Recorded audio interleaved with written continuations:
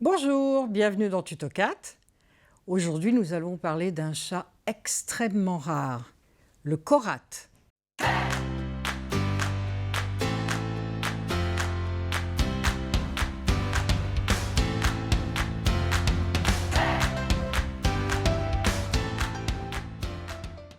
Le mystère de cette jolie race ne s'arrête pas à ses origines, qui sont, on va commencer quand même par là, le Siam, ancien Siam, qui est maintenant la Thaïlande. Donc on va voyager très loin, mais on va commencer par un petit poème qui date des années 1300 quand même. Alors on va y aller, je vais lire ce petit poème, il est très court, mais vous allez voir, ça représente tout à fait le côté original de ce très très beau chat. Alors on y va. Le chat, Mylade, c'est son nom, est d'une couleur uniforme, sa fourrure est comme la fleur du roseau, douce et bien ordonnée. La base de sa robe est de la couleur du nuage avec des extrémités argentées. Ses yeux brillent comme les gouttes de rosée sur une feuille de lotus. C'est-il pas beau ça? Alors on va continuer un petit peu sur ses origines belles et mystérieuses en Thaïlande. Sisawat était le nom donné pour justement cette couleur. Parce qu'en fait, dans le korat, il y a eu d'autres couleurs qui ont été utilisées là-bas tout à fait naturellement. C'est un chat naturel, bien sûr. Et le Sisawat a été donné comme nom pour les chats uniquement bleus, qui voulait dire bleu et prospérité. Toujours en Thaïlande, le roi Rama V a renommé ce Sisawat le korat parce qu'en fait, il vient de la province du Korat. Alors, le korat est le chat porte-bonheur par excellence. Il était d'ailleurs offert dans les mariages évidemment de grande classe, mais c'était un cadeau de mariage. C'était donc très très important d'avoir ce joli chat bleu qu'on appelle le korat. Alors, comment nous est-il arrivé en Europe?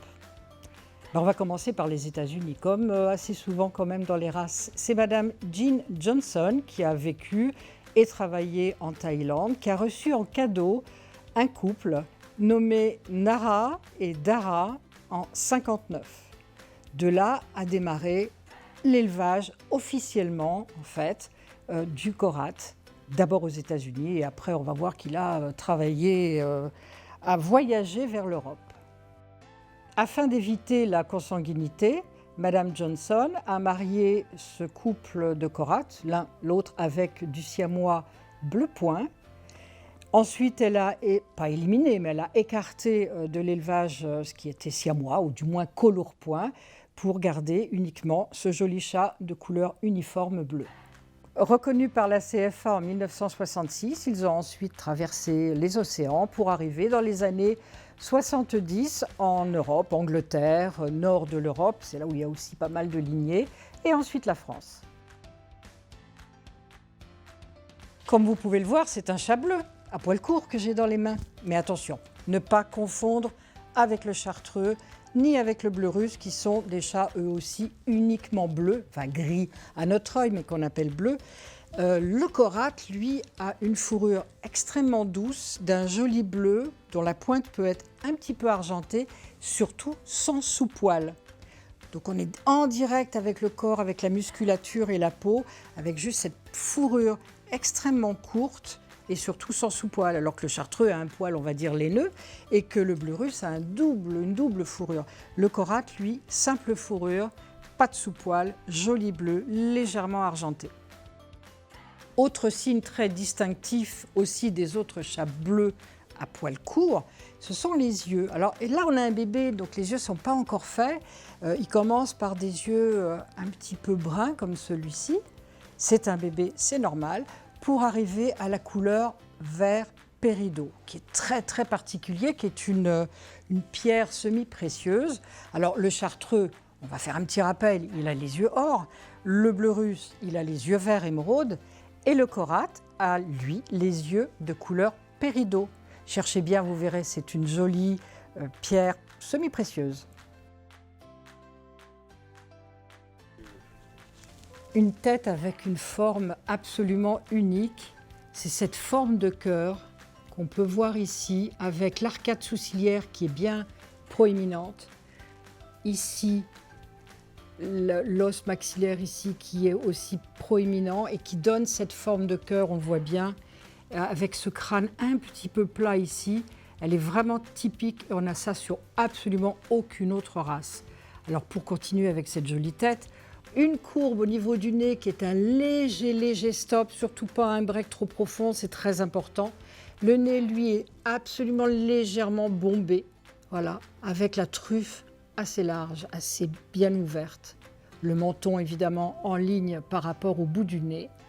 Très léger pinch ici, qu'on voit ici, qu'on appelle le pinch, dû aux pommettes qui sont saillantes et dû évidemment à l'arcade sourcilière, et ça souligne la forme de cœur de cette jolie tête. Et on voit là les yeux qui sont grands, et d'ailleurs le standard dit bien qu'ils sont surdimensionnés, c'est-à-dire ils ne sont pas globuleux, mais ils sont très grands dans cette jolie petite tête en forme de cœur. Et vous voyez la couleur parfaitement typique de cette race-là, du Korat, chez un adulte bien entendu.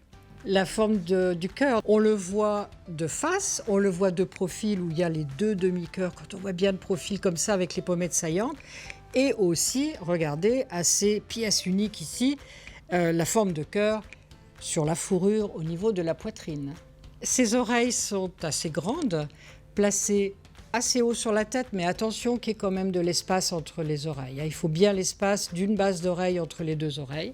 Elles sont légèrement pointées vers l'avant et elles soulignent ce cœur, encore une fois, cœur et cœur et cœur, on le voit bien ici avec les oreilles.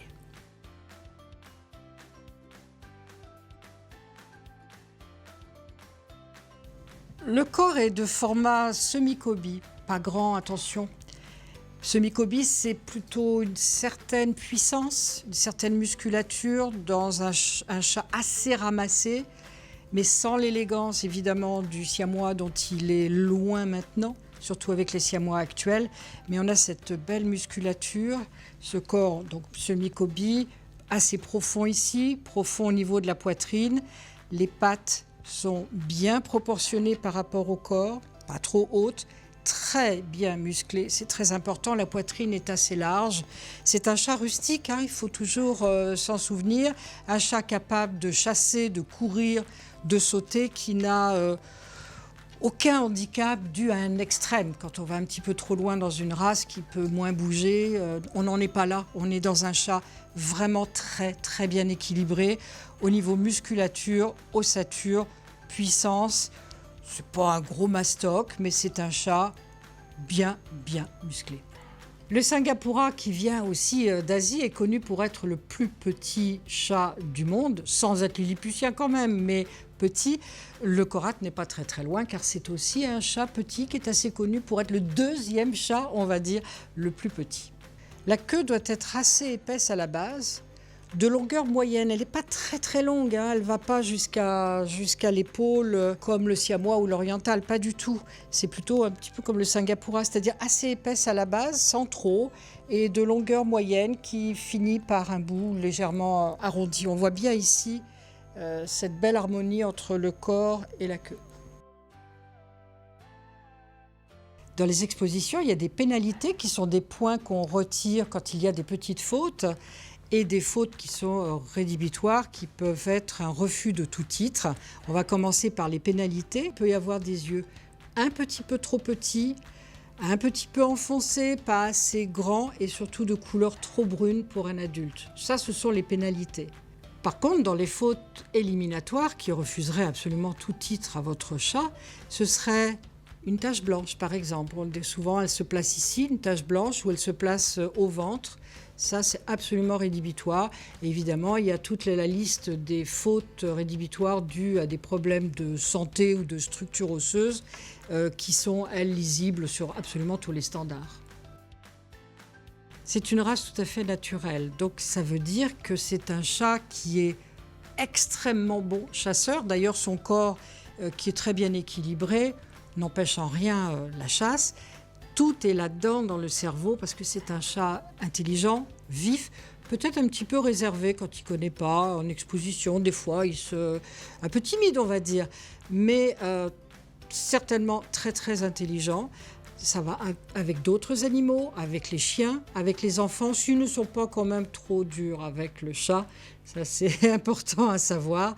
Mais c'est un chat pour la famille. C'est un chat qui vous regarde, quand on voit ses yeux comme ça, là, il vous regarde derrière le cerveau. C'est un petit peu comme le siamois, hein, son ancêtre, quelque part. Il vous regarde derrière le cerveau et ça prouve toute l'intelligence de cette race-là. Comme je vous le disais tout à l'heure, c'est une race rare, confidentielle. Il n'y en a eu quand même que 44 en 2019, c'est bien peu. Allez sur le site du LOF, vous trouverez tous les chatons qui sont disponibles et vous pourrez ainsi contacter les éleveurs. Retrouvez tous nos tutos cat sur la page YouTube du LOF. Je vous dis à bientôt. Au revoir.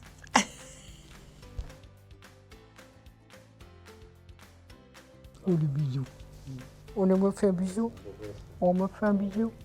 J'ai pas les yeux aussi verts que toi, moi. Oh, je suis jalouse.